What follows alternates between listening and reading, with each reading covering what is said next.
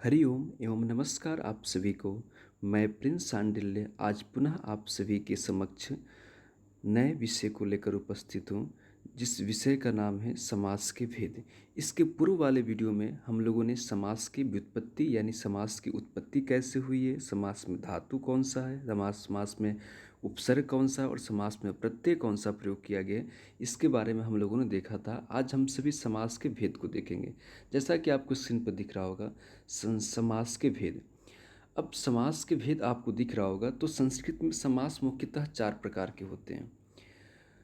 जैसे भट्टो जी जो दीक्षित हैं, जो संस्कृत के प्रसिद्ध विद्वान हैं, वे या प्रसिद्ध व्याकरणाचार्य हैं, वे समास के 4 भेद को मानते हैं। फिर वही जो वरदराजाचार्य हैं, जो लघु सिद्धांत कौमुदी लिखा है, उन्होंने समास के 6 भेद को माना है। तो आज हम सभी समास के जो मुख्य 4 भेद है इसके बारे में हम लोग देखेंगे। आगे देख सकते हैं समास के जो 4 भेद है वो दिख रहा होगा आपको। सर्वप्रथम हम देखते हैं अव्ययी भाव समास को। जैसा कि आपको दिख रहा होगा अव्ययी भाव समास। अव्ययी भाव समास में पूर्व पद की प्रधानता होती है, अर्थात इस समास में सदा सर्वदा पूर्व पद ही प्रधानता होगी। दूसरा समास देखते हैं हम लोग तत्पुरुष समास, और इसमें हमेशा उत्तर पद की प्रधानता होती है, अर्थात उत्तर पद प्रधान तत्पुरुष समास। तत्पुरुष समास के ही भेद हैं कर्मधारय, और कर्मधारय के ही भेद होता है द्विगु। जो हम देख सकते हैं कर्मधारय जो है विशेषणम विशेषेण कर्मधारय, अर्थात जिसमें विशेषण और विशेष की प्रधानता हो, जिसमें उपमान और उपमेय की प्रधानता हो, उसे हम कर्मधारय समास कहते हैं। फिर आपको दिख रहा होगा नई समास। नई समास अर्थात जो हम जैसे हम देख सकते हैं असमर्थ, ऐसे उदाहरण जो हैं ये नई समास के हैं। फिर आगे आते हैं हम सभी, फिर कर्मधारय का ही भेद होता है द्विगु। और द्विगु जिससे कहते हैं हम कि संख्या पूर्व द्विगु, अर्थात जहाँ पर संख्यावाची शब्द पूर्व में आए वहाँ पर द्विगु समास होता है। अब आगे चलते हैं हम सभी द्वंद्व समास पे। द्वंद्व समास आपको देखने में ही लग रहा होगा कि ये दोनों अक्षर एक समान है, अर्थात इसमें हमेशा जो इसका उदाहरण होगा, इन दोनों उदाहरण में समानता एक जैसी होगी। जैसे आप देख सकते हैं यहाँ पर लिखा गया हुआ है चार्थे द्वंद्वः, अर्थात च अर्थ में हम द्वंद्व समास का प्रयोग करते हैं। आगे हम देखेंगे बहुव्रीहि समास।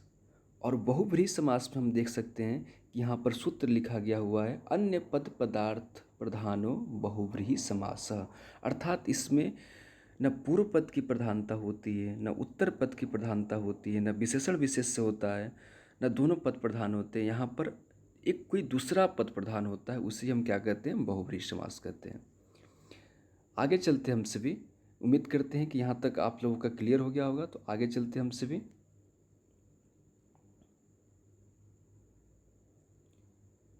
अब वही चीज़ हम लोगों ने जो पढ़ा अभी, इसकी कर्मधारय के भेद द्विगु होता है। अब आते हैं हम प्रत्येक समास के एक एक उदाहरण देखेंगे, और विस्तृत रूप से हम अगले वीडियो में प्रत्येक समास को एक एक समास को लेकर चलेंगे और अच्छे से समझेंगे। जैसा कि आपको दिख रहा होगा अव्ययी भाव समास। अव्ययी भाव समास हमने पूर्व ही पढ़ा है कि इसकी प्रधानता पूर्व पद की होती है। जैसा कि आपको एक उदाहरण दिख रहा होगा अधिहरि। अब आपको एक उदाहरण दिख रहा होगा अधिहरि, यहाँ पर देख सकते हैं कि यहाँ पर हम पूर्व पद की ही विशेषता होगी, और जहाँ कहीं भी पूर्व में यदि उपसर्ग हो या फिर अव्यय हो, वहाँ पर अधिकांशतः अव्ययी समासी या प्रायः अव्ययी समासी होता है। जैसा कि हम इसको देखेंगे, अधि है और अधि के स्थान पर इति आ जाता है, ठीक है। तो हो जाएगा इसका विग्रह हरौ इति अधिहरि, ठीक है। यानी यहाँ पर जो प्रधानता होगी वे प्रधानता केवल किसकी होगी, प्रधानता केवल पूर्व पद की होगी। दूसरा समास जो है तत्पुरुष समास, इसका उत्तर पद प्रधान होता है, अर्थात जैसे देख सकते हैं राजपुरुषः।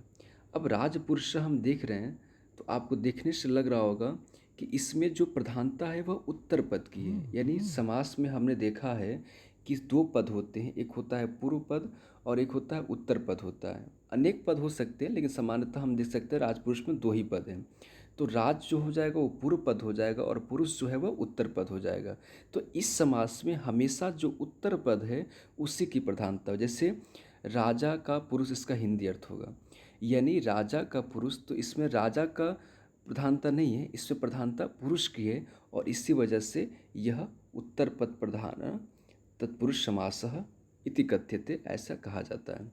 आपको दिख रहा होगा। आगे चलते हम सभी, उम्मीद करते हैं कि यहाँ तक सबका क्लियर हो गया होगा। आगे चलते हम सभी, इसके बाद देखेंगे बहुव्रीहि समास। और बहुव्रीहि समास में हमने देखा है कि इसमें न पूर्व पद की प्रधानता होती है और न उत्तर पद की, इसमें होती है अन्य पद की प्रधानता होती है। अन्य पद मतलब कि कोई दूसरा पद, जैसे कि आपको दिख रहा होगा भगवान श्री कृष्ण का एक फोटो दिख रहा होगा। अब आप देख सकते हैं उदाहरण है पीताम्बरम, बहुत प्रसिद्ध उदाहरण है। इसका हो जाता है पीतम अम्बरम। अब यहाँ पर देख सकते हैं कि पीतम मतलब कि पीला और अंबर मतलब होता है वस्त्र, अर्थात पीला वस्त्र वाले को हम क्या कहते हैं, पीताम्बर कहते हैं। तो यहाँ पर देख सकते हैं कि यहाँ पर न पूर्व पद की प्रधानता हो रही है न उत्तर पद की प्रधानता हो रही है। यहाँ पर किसकी प्रधानता हो रही है, यहाँ पर अन्य पद की प्रधानता हो रही है, यानी पीताम्बर कहने से हमें भगवान श्री कृष्ण का बोध होता है। ठीक है ना। तो इस तरीके से हम बहुव्रीहि समास को देख सकते हैं। आगे चलते हम सभी, तो देखेंगे द्वंद्व समास। और मैंने पूर्व ही कह चुका हूँ कि जो द्वंद्व समास है, इसको देखने से लग रहा होगा कि यहाँ पर जो दोनों पद है ये दोनों पद की प्रधानता होती है, यानी इसमें जो उभय पद प्रधान होगा, यानी दोनों पद प्रधानता होगी। इसमें एक पद की कोई विशेष प्रधानता नहीं होगी, इसमें दोनों पद प्रधान होंगे। जैसे आप देख सकते हैं रामः च कृष्णः च, ठीक है ना।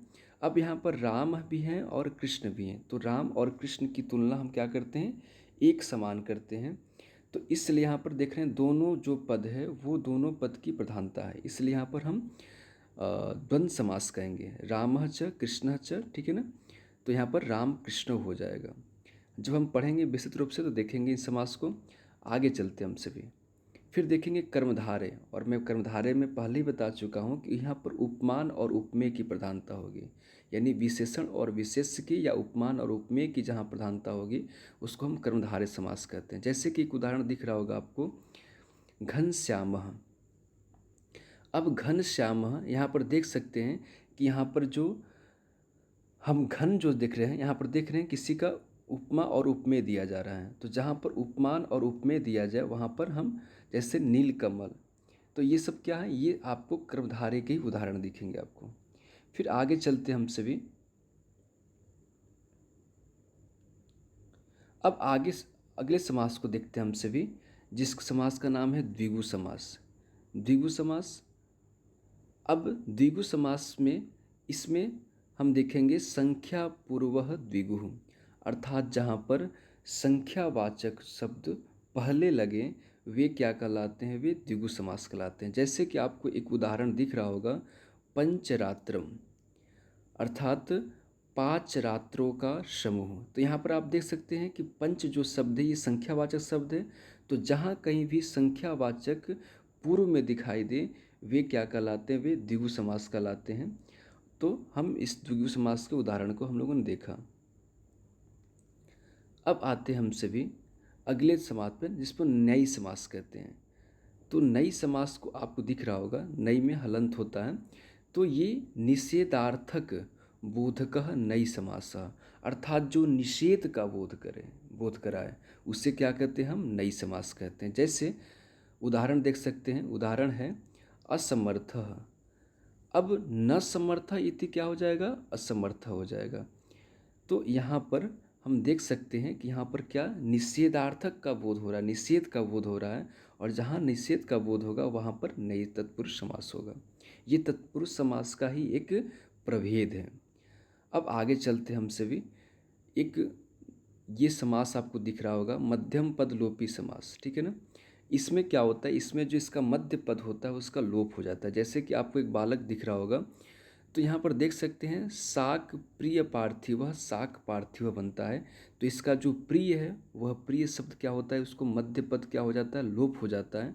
तो ये बन जाता है शाक पार्थिव बन जाता है, यानी इसका विग्रह होगा शाक प्रिय पार्थिव। और जो इसका जो जो प्रिय है, जो मध्य पद जो है उस समास में लोप हो जाता है। तो इस वजह से ये बन जाता है शाक पार्थिव बन जाता है। जैसा कि आप लोगों ने इसके उदाहरण को देखा, उम्मीद करते हैं कि समझ में आया होगा, ज़रूर समझ में आया होगा। आगे ही ऐसे वीडियो के लिए आप लाइक, शेयर और कमेंट ज़रूर करें। तो हम अगले समास में जो है हम अव्ययी समास के प्रत्येक भेद को अच्छे से पढ़ेंगे, जानेंगे, समझेंगे। तब तक के लिए आप सभी को पुनः एक बार हरिओम, नमस्कार, धन्यवाद।